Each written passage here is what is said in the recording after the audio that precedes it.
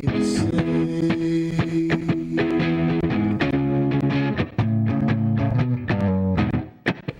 Definitely say.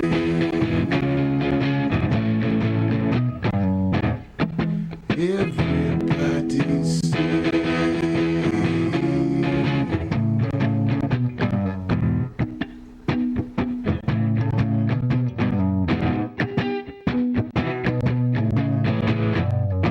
You don't say. Well. Good afternoon to everybody. This is the Trinese Duplessis Show. It has been a while since you just got me, Trinese Duplessis. So I'm here to tell you, I want to say that thank you so much for supporting the show for the last 2 years. Trinese Duplessis Show has been on the air for 2 years now. But total, I've been on the air for 10 years, and you guys have been supporting us. Your prayers, and a lot of you have seen me on the street, have come up to me and say, hey, your face look familiar. I've seen you somewhere before. All kind of things have been happening with the Trinese Duplessis Show. And I want to say I'm so blessed and proud to create some situations and funny skits and to write this show, to write messages that you can bring to your life and that can bless your life. I'm really humbled by it that God has given me this opportunity for all these years to be a creative force and to use me as a ministry too, because as you know, whatever your gifts are is really just ministry. So a lot of great things has been happening, guys. I haven't had a chance to just sit and talk to you. It's just been all performances throughout the show, but it's been a while since I've sat down and actually talked to the audience for the change. And I decided on this particular show that I wanted to do that, and then throw a short story in there, and we could just talk a little bit today. You just get me. You don't get a character. You get Trinese Duplessis. But first of all, I just want to say I've been very, very busy. The last time, I think a few shows ago, I don't think I got a chance to tell you of all the work that I've been doing this past year, because I've been doing so many performances. So one of my loves that I've done, I love working with kids, and I love children. So back in April, we did a play called Chalkboard Bullying Play. Those of you who are watching the show, some of you probably came to the show, to the play back in April 13th, 2019, this year, but back in April. Those of you probably came and actually witnessed a phenomenal production on. It was called Chalkboard Bullying. It's about a young lady that was being bullied by two cousins, which is a girl cousin and a boy cousin. We had an amazing cast. I tell you, it was phenomenal, and I made it a free public play for the public to see the play, because the importance of letting people know that children are getting bullied and they're committing suicide, and it's a very, very, very serious problem. So God put it on my heart to write that play and to put that play on, and it was a huge success. We did that back in April at McDonald 35, and it was a free play. So I worked with that. I was doing heavy rehearsals with the kids, and let me tell you something. It is a joy to work with talented and anointed children that want to learn, children that want to be a part of something big. And let me say, the content in that play was very, very, it was heavy. It was heavy, and what I mean by that it had some scenes that were dramatic, and these kids were able to pull it off. They had to transform themselves, and although those that have played in the role, the bully have never been a bully before, and she was able to transfer herself into a bully. And the young man that played a bully, these are beautiful kids that are doing great in school, but the young lady who was being bullied, she actually experienced being bullied and attacked and things like that. So this hit home for her. And it got emotional at some point, but she got herself together and she did the play, and she did a phenomenal job. It was therapy for her. So again, guys, whatever your gifts are, it can definitely change and transform lives. And this Chalkboard Bullying play that I put on, it definitely had the kids talking.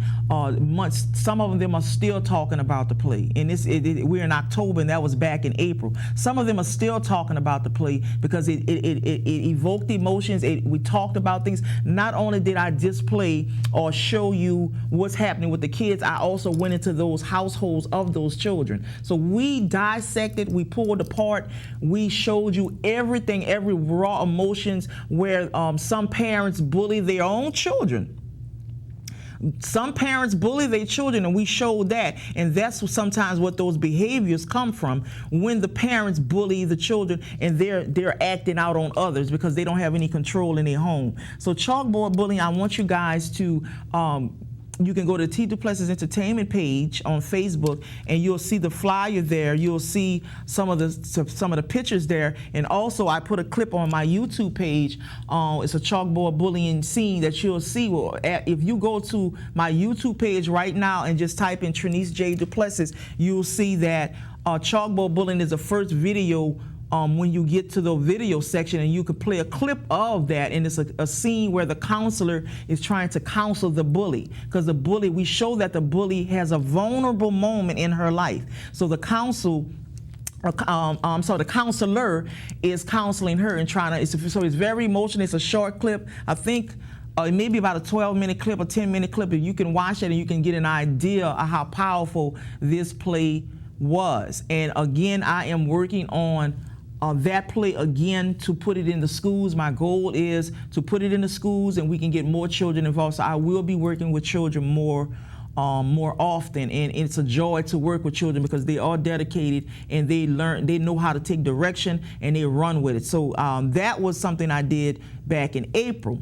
Now I took a break from the plays since April. I've been on break actually, but I've still been dedicated to this show. I've been coming on the Trinese Duplessis show, and I've been writing and creating skits on this show because this show again is a priority to me because again it's a part of my journey. It's a part of my gift. So I make sure I stay creating and being creative. Now, those of you who have been following me for years now, I've been writing plays for years and been in the public about 10 years plus, and you guys been seeing me doing it, and it's been nonstop for me because this is my passion and this is my love.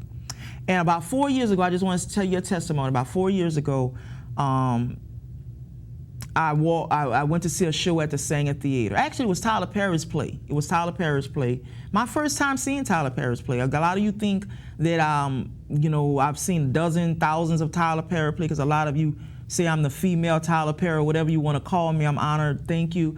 But I never saw. 20 years ago, I didn't know who Tyler Perry was, to be honest with you. But I went to see a show for the first time. I enjoyed it. And I said, Lord, one day I will have my plays in this theater. One day I will. And I walked around the theater. I touched the walls. I even took a picture on Facebook. I can't find it right now, but I said, I'm going to be in this Sanger Theater one day. This is a dream come true to be in the Sanger Theater. Now, do you know that I have an opportunity to perform at the Sanger Theater in January as one of my characters, Paco. Can you believe that I'm going to actually be in the Sanger Theater? I spoke it 4 years ago, and I'm going to be in the Sanger Theater January 11, 2020 on the Super Saturday Comedy Explosion show with Miss Shirlene. Those of you who follow Miss Shirlene, she's a comedian, she's an actress, she's blown up all over the place, she's requested all over the world. Tyler Perry even put her in his movie. So she is the headliner, and I am the opening act. So I am the opening act for that show. The Super Saturday Comedy Explosion. So God is doing amazing things, and again, I'm still creating, I'm still writing, I'm still focused. I'm creating new stuff all the time. So make sure you guys, we'll show the flyer after the end of this show, but make sure you guys support that. But other than that, those of you who want to follow me and you have not followed me, you know, you can Google me, you can go on Facebook and put in the Trinese Duplessis show. You can like that show, the T Duplessis Entertainment, or, you know, you can follow. I have a lot of pages. I have like 10 pages on Facebook, literally. You know, some of them are plays, like the Sweet Witters Cotton Club. I did that musical. So a lot of you know my work. So if you haven't, you know, and a lot of you don't know it. So if you want to start following me and seeing what I'm doing on YouTube, I've been putting a lot of stuff on YouTube, so you can definitely go there and support me there. So I'm just excited to share this with you, because it's been a while since I just sat down and talked to you. But I'm very excited about what God is doing, what things are happening in my life, and just keeping me afloat and keeping me in the game. You know what I'm saying? So now I'm going to go ahead. Like I said, it's been 10 years on the air, and when I first got on television, I was just telling short stories, powerful stories. So I just want to go back in time and read one of these stories that I did read on the air back. I don't know what year it was I wrote this. I should have dated this. But anyway, this is excerpts from Wounded Sister. This is about kind of like an abusive relationship. But I'm going to read this story to you, and then if I have anything else, I will.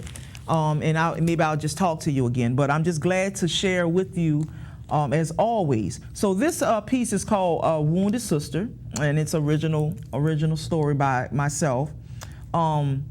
Lynette and Jerome, they have been married for about 7 years. The second year of marriage, Jerome became mentally and physically abusive. He is an alcoholic. He loves to drink a bottle of gin after work.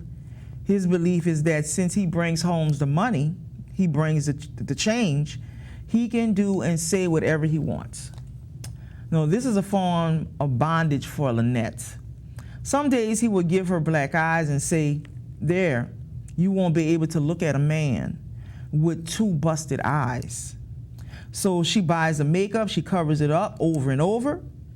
One time he cut her in her face and said, "There, no man will look at you with that ugly scar. This will keep them fools away from my property." He refers to her as property. Throughout the marriage, Lynette had 2 miscarriages because of the abuse. She would tell the doctor she was homesick or stressed out was the reason. After Jerome caused the miscarriages, he would say, "There, we don't need no little crumb snatchers anyway." So basically, he was okay with her losing the babies. And he says, "There, we don't need any crumb snatchers anyway." He would have a demonic laugh. Lynette did not work because Jerome forbid it. He did not want anyone to influence her. He moved her away out of town from New Orleans. He moved her far, far away from her family, which some abusers do that.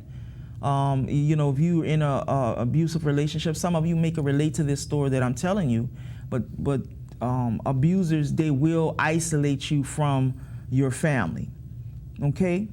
So he didn't want anybody to influence her. He moved her away from her hometown in New Orleans. After the second year, he moved her to Texas.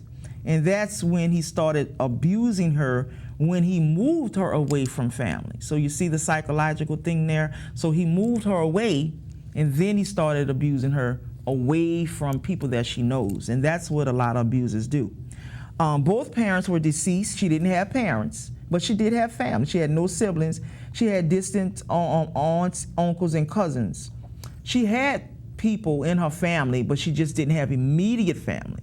So he still isolated her from the distant family or the distant relatives or aunts and uncles that she did have. So he made sure he got her away from that, even though her parents were both deceased. So you can see this situation vulnerable, you know, just very, very susceptible to anything that this man does. You know what I'm saying? So it's like a form of bondage. So Lynette was alone and scared all the time. So she was alone, she was scared. She didn't have anybody to turn to. Can you imagine that situation? So many women are living like that. So many men are living like that. Let me just say that. Let me just stop a second. A lot of men are getting abused, and we're not talking about this. But this particular short story, I'm talking about a woman being abused. But I don't discriminate against any flaw, anything that's wrong, any harm. I don't discriminate against any gender at all when it comes to this type of subject matter. There are men that do get abused, but this particular subject, I'm talking about a woman being abused. All right, so she was alone and she's scared. She didn't have any family. Many days she cried a river of tears. A river of tears. You know how big a river is. So that means she cried daily, often, probably all day when she was alone while he was working. Just consumed with grief and alone and being vulnerable. But God told her not to marry this man, and she did it anyway. You know how sometimes your flesh, you want to do something that you're not supposed to do, but you still do it, and you don't listen to God, and this is what happens. So she did it anyway, and God was always knocking at the door, telling her to walk out on faith. So he was telling her to get out the situation. He would talk to her. You know, she was a spiritual woman, but she was in a situation. So he would talk to her. You know, when you have a spiritual connection with God, you can talk to him. Okay, so she he was always knocking at the door, telling her to walk out on faith because he loved her and he would protect her. She continuously disobeyed the Lord. She continuously didn't listen. She ignored the warning. She had a spirit of discernment. She knew that something was wrong before she even got into marriage, but she needed a security blanket. And sometimes people get in relationships because of security, to feel protected, but he was not protecting her. He was harming her. Even the money. Some people stay in relationships just for financial reasons and nothing else. Okay, so Lynette 8-year anniversary is happening today. Jerome wanted her to cook a pot of red beans and a T-bone steak. But last night, Jerome was in a rare form. He became meaner and more destructive, many demons on him. And he just came in from the strip club. He beat her he beat her repeatedly, tied her down, blindfolded her, and raped her. Once he finished, he fell asleep. She managed to untie herself. This night, Jerome had beaten her like never before. She ran her bathwater and soaked in a tub for hours, weeping and crying and asking God to save the baby because this is the only thing she got. But the Lord didn't answer her. She didn't hear from him. Or she didn't think she just didn't hear anything. The next day, Lynette prepared dinner. She's sad, she's wounded, she's hurt, she's confused, and she's angry. The enemy, the devil, told her to put rat poison in his food to kill Jerome. It did dissolve in the beans. She knows he likes to eat 2 large bowls of beans. Demons were indeed in her home. She's pacing back and forth with distress, with the cell phone in her hand. She's trying to decide whether she should call the police. No, she's weeping. I'm going to kill him. I can't take it anymore. He killed my babies. I'm so tired. Lord, help me. She's crying out. Please answer me. Lynette's friend Tammy decides to call. The Spirit of the Lord comes on Tammy. He instructs her to call Lynette because she's in trouble. She calls Lynette. Phone rings. I can't talk to you, Tammy, she says. I can't talk to you. Lord, pick up this phone. Tammy says, let her pick up this phone. This is a friend trying to get in contact with Lynette. She answers the phone in distress. So Tammy says, Lynette, what's wrong? Are you all right? I feel something is terribly wrong. Did you and Jerome have an argument or something? Tammy, I never told you this before, but I was embarrassed. Jerome has been beating me for 8 years today. He cost me 2 babies and probably the one in my womb. Today is 8 years of hell. He beat me so bad last night, he violated my body in such a harmful way. Jesus Christ, you should have confided in me. I'm your best friend. I would never judge you. I love you, and God loves you more. You gotta leave. You gotta leave now. Pack your bag. I will wire you some money to catch a train or plane, whatever it is that makes you comfortable, and we're gonna take care of you. Get out of there now. You don't even have to pack anything. If you just want to leave with the clothes on your back, I got you covered. I can't be a burden to you, she says. I'm going to kill him. I put rat poison in his food. His life ends today. This is the best way. Prison can't be worse than the prison that I've been in for 8 years. I have nothing to lose.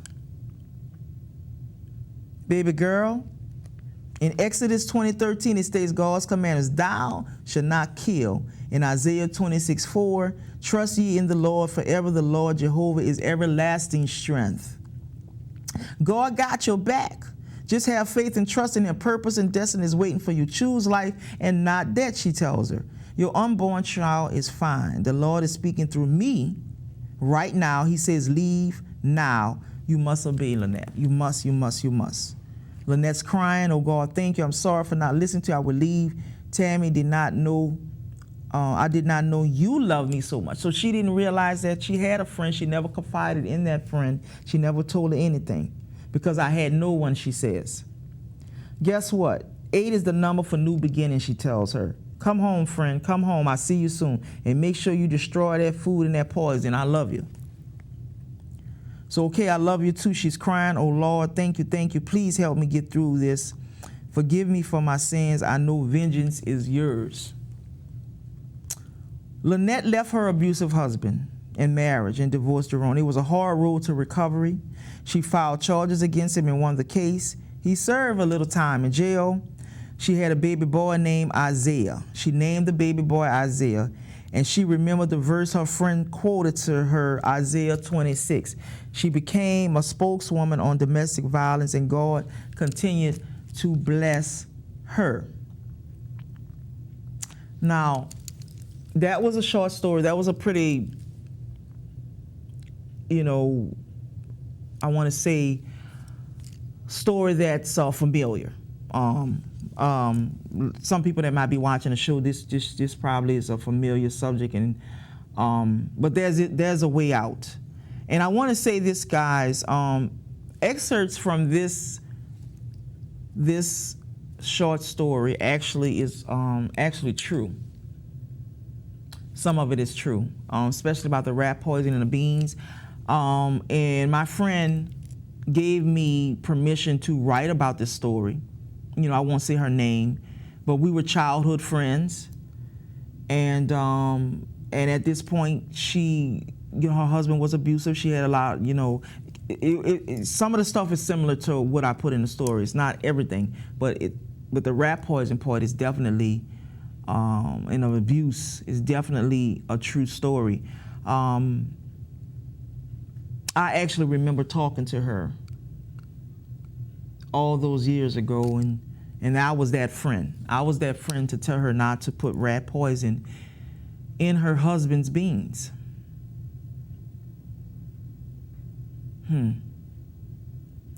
Yes, Lord, I remember. It's just all coming back to me.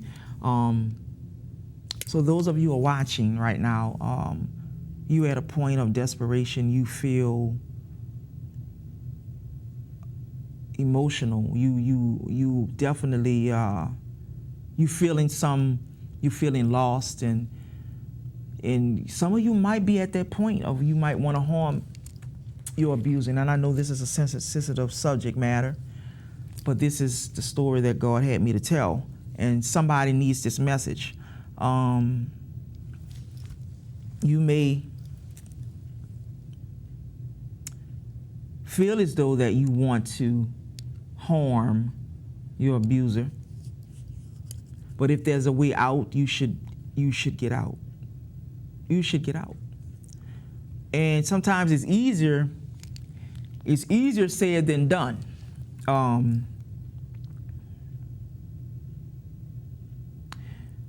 There's so many people that's going through some things. I talk about this on my Facebook page all the time. There's so many people that's going through things. And they're in silent terror.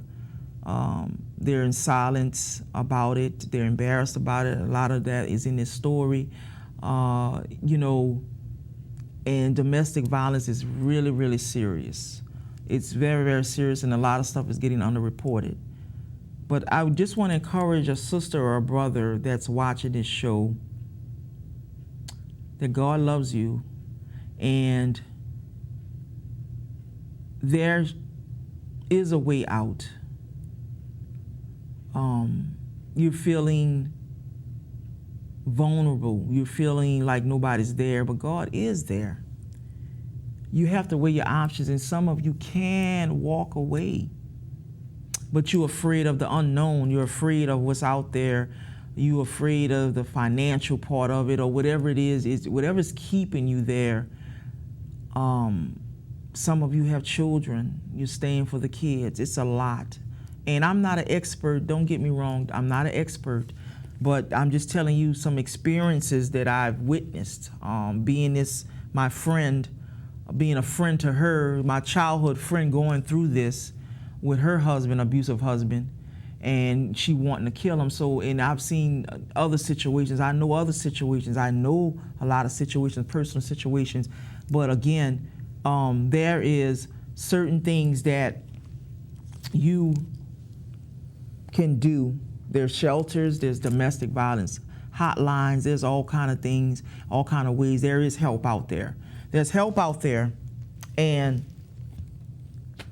don't be afraid, because God is there for you.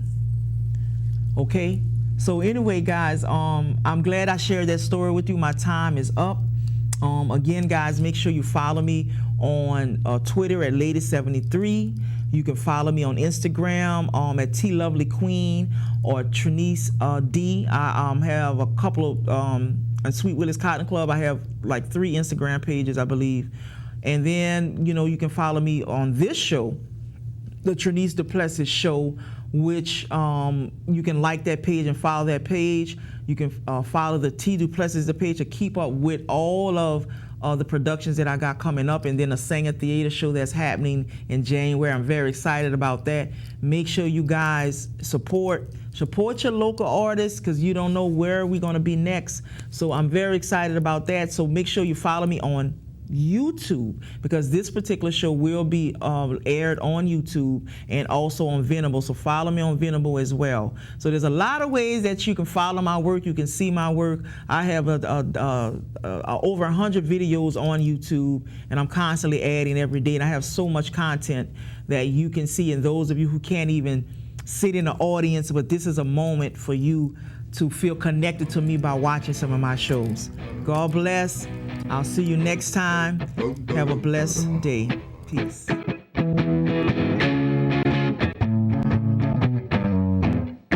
Maybe say,